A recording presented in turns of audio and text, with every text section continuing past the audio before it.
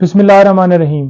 خان صاحب کی جو 9 ضمانتیں خارج ہوئیں ان کے حوالے سے ڈیٹیلز بتانا چاہوں گا۔ مزید کسی مقدمے میں گرفتاری کے حوالے سے خبر ایک چل رہی ہے کہ خان صاحب کو گرفتار کر لیا جائے گا۔ 9 بیلز تھیں کیا؟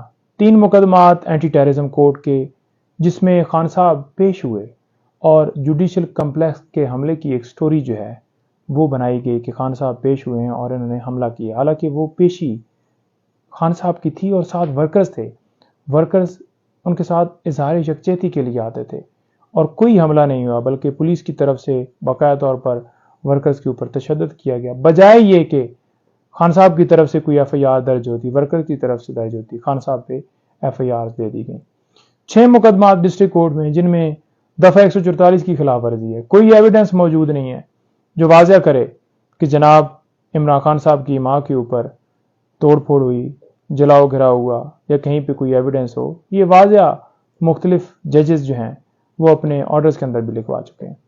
اچھا پھر جی 9 مئی کو خان صاحب کے کہنے کے اوپر یہ ہوا، اس کے اوپر بھی واضح فرق فرید بلوچ صاحب کی ججمنٹ آ چکی ہے جس میں انہوں نے واضح کہا ہے آرڈر کے اندر کہ جناب کوئی شواہد نہیں ملے، کوئی ایسی ایویڈنس نہیں ملی کہ کیسے ایک بندہ جیل کے اندر موجود ہے اور وہ باہر کسی کو پیغام دے رہے یا کسی کو کہے کہ توڑ پھوڑ کرے یا کوئی اس طرح سے۔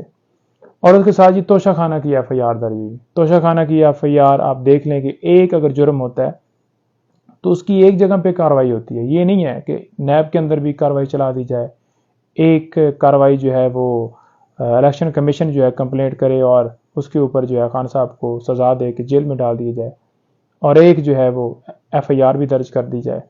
تو لہٰذا یہ ایک وہ کیا کہتے ہیں سیاسی انتقام کا نشانہ بناتے ہوئے یہ سارا کیا گیا۔ انشاءاللہ اس میں ہمیں اوپر بیلز مل جائیں گی۔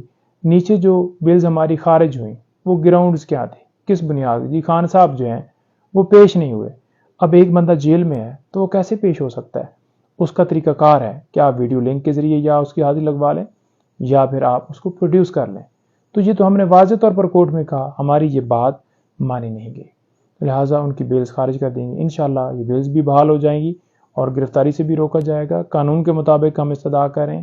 اور دوسرا خان صاحب کا جو توشہ خانہ کا کیس ہے وہ اسلام آباد ہائی کورٹ میں فکس ہے۔ اگر ڈیلے ٹیکٹس بہانے نہ قبول کیے گئے تو انشاءاللہ الفیصلہ آئے گا اور بیل ہر صورت ہونی چاہیے، کیونکہ شارٹ سینٹینس ہے، 3 سال سزا ہے، وہ انہیں ویسے ہی مل جانی چاہیے۔ انشاءاللہ ہوپ فار دا بیسٹ، اللہ خیر کرے گا۔